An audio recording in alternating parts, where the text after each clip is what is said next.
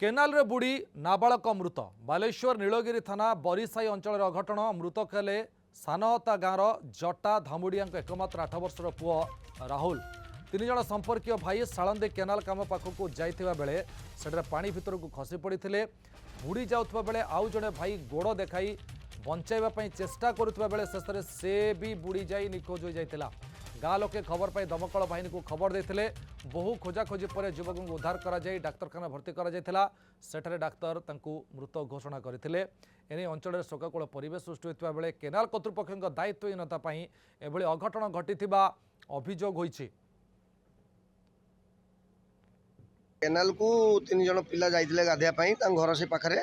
से जाइथिले गाधेया 3 जण से पाहाच छोट अच्छे पूरा शिउली होइछि पानी भी बहुत 2 मनुष्य ऊपर हम केनाल पानी चारिपट पारिवारिक भी समस्या ठीक ना गाधेया भितर गोड़टा खसी जाइए सान भाई बड़ भाई हाथ धरी घुसाला किंतु बड़ भाई आउ न जाकि छाड़ी देछि जाऊ से सान भाईटा बुड़ी जाइए बुड़ीगला से आसी खबर देले गाँव लोक मैंने समस्त जा खोजाखोजी कले खोजाखोजी कलापर फायर वाला को भी खबर दिगला फायर वाला भी जाकि पहुँची खोजाखोजी कले प्राय 1.5 घंटा पाखापाखि खोजा जहाँ पिला को पाइलु पिला को पाइला आम नहीं आसिलु मेडिकल डॉक्टर मृत घोषणा कले।